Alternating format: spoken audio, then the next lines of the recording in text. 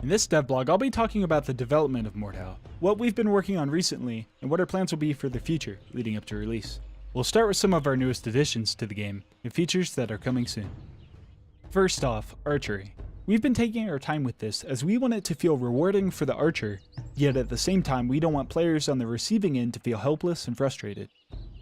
One of the main points of archery is the sway mechanic. We needed a way to keep bows from being a point and click system, but at the same time, we didn't want to take control away from the player with a random spread, so we've implemented sway in aiming a bow. When you draw back the bow, you'll have a pronounced initial sway, but after a second it'll settle into the sweet spot, allowing you to take accurate shots. Hold the bow back for too long and you'll start to shake, and after a little while longer you'll be forced to cancel that shot. The recurve bow is a little bit more forgiving in terms of sway, and the longbow is best used for precisely hitting enemies from afar. Meanwhile, the crossbow doesn't have a timing requirement and it can be aimed indefinitely. However, you suffer from no sweet spot and a longer time between shooting. Hitting your target is the first step, but it also matters where you shoot. Armor is important. Landing headshots can be beneficial, but you can maximize your damage output by targeting weaker pieces of armor on players as well.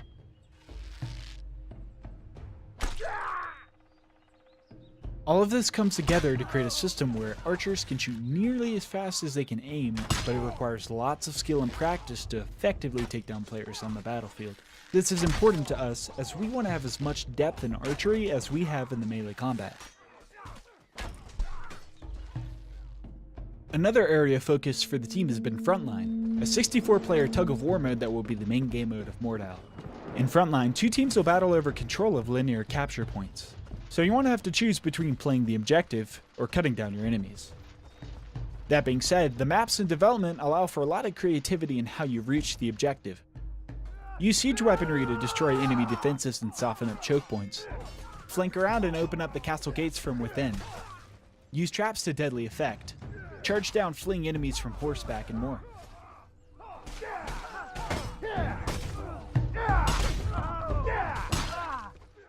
Vehicles have been added to the alpha testing, but they're still being improved, especially horse combat, which can be terrifyingly powerful. Cavalry can charge through multiple opponents, and lances can kill enemies with a single unblockable hit, but this comes at a cost. Get surrounded by your opponents, and you'll be quickly unhorsed and cut to bits.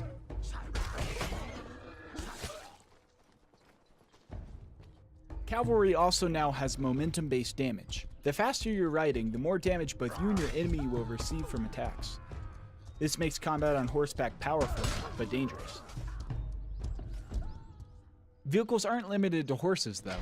Unleash massive projectiles at anyone foolish enough to enter your sights with the ballista, rain death from above with the catapult, and fight your way up treacherous ladders to take objectives.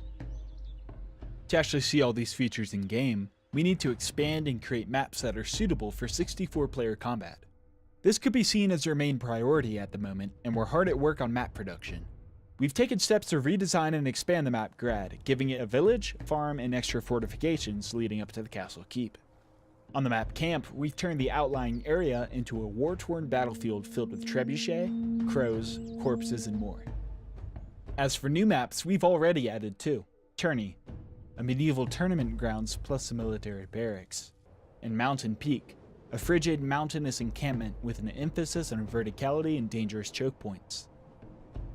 But that isn't the end of it. Work continues on other maps such as Taiga, a dense woodland map featuring a mining outpost, and Feitoria, a sprawling town and accompanying villages with narrow streets, a castle keep, and more.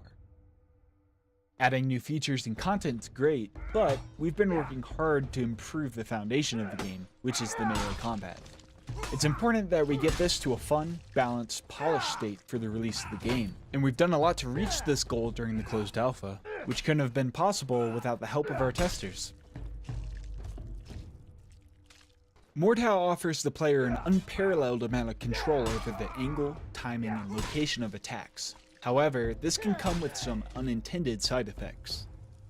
We've made sure to strike a balance with this that encourages normal-looking fights without taking control out of the hands of the players. In pre-alpha, we got rid of reverse attacks, and recently we've added in a mechanic to remove 360-degree spins without affecting the ability to fight multiple people surrounding you. We've also made tweaks to how weapons act against different levels of armor. While Mordhau isn't a simulator, we do like to take inspiration from reality when it works well with the gameplay. We've made blunt weapons do higher amounts of damage to heavy armor, but they're typically slower and have less damage output when compared to cut-based weapons on lightly armored opponents.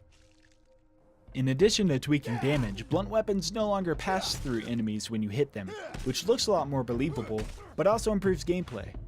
These high damaging weapons are good against singling out heavily armored opponents, but lose some of their effectiveness when faced with multiple foes.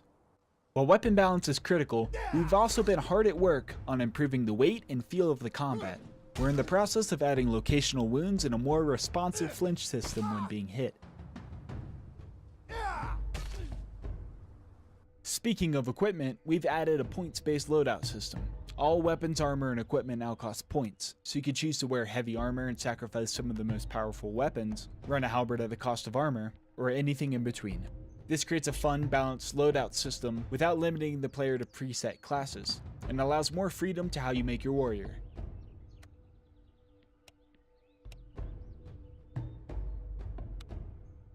Our points-based loadout system is great, but we wanted to add incentives and reasons to play specific playstyles that aren't possible with a selection of armor and weapons alone, to create more depth we're adding perks into the mix, which give you extra abilities at the cost of loadout points.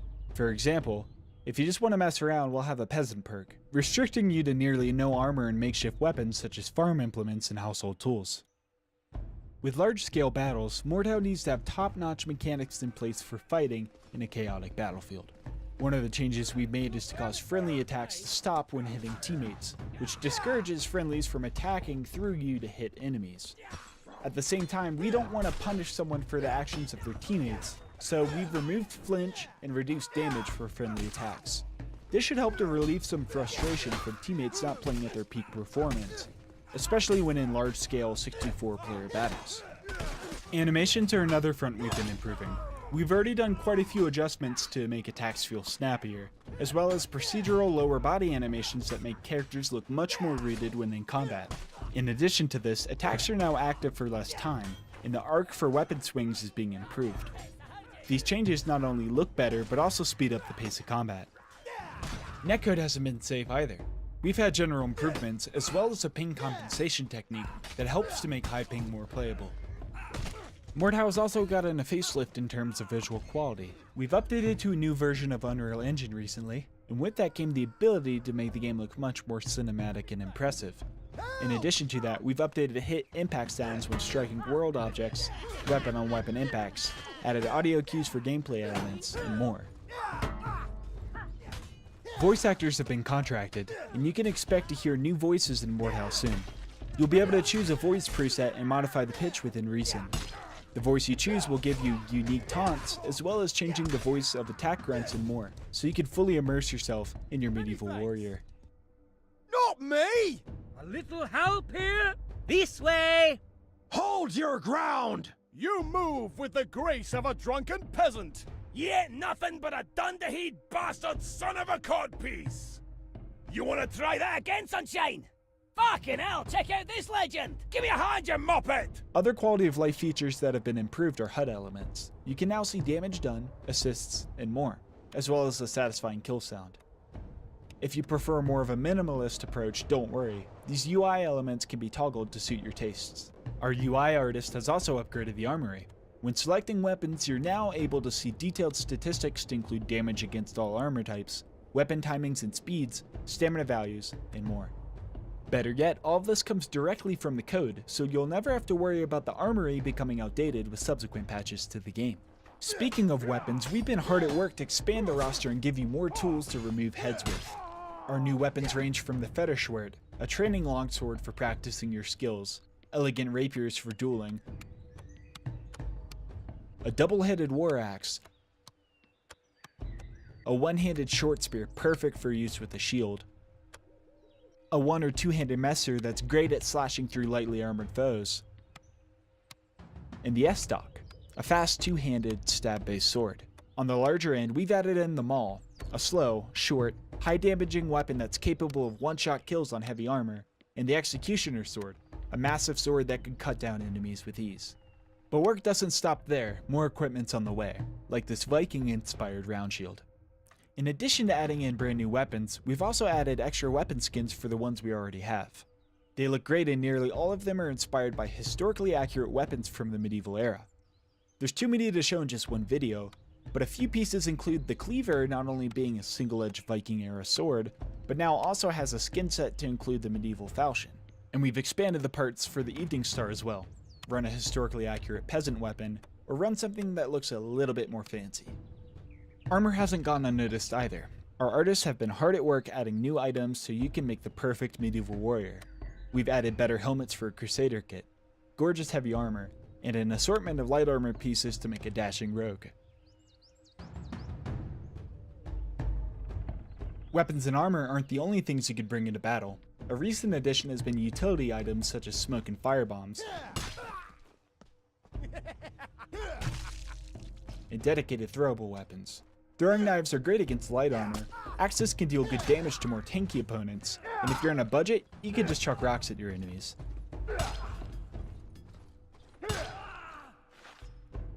We've just added in the bear trap to the game as well, which can rip the legs off of unsuspecting opponents, or knock you to the ground and leave a nasty scar.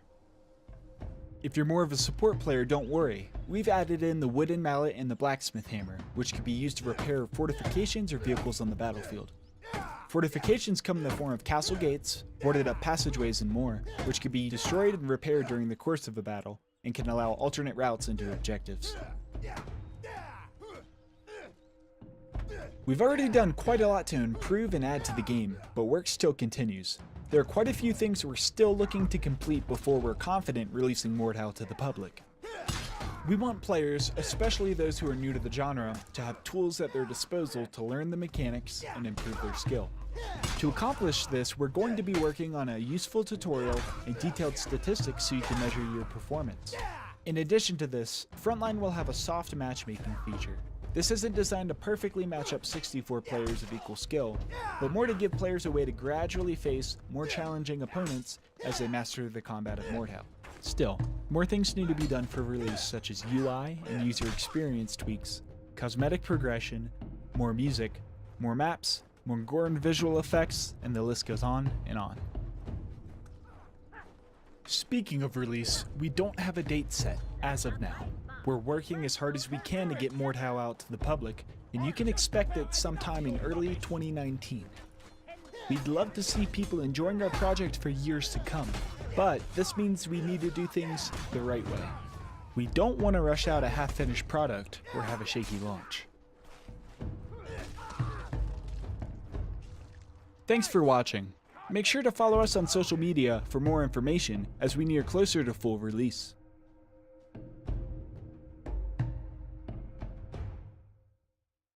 It's time to crack some skulls! Yeah!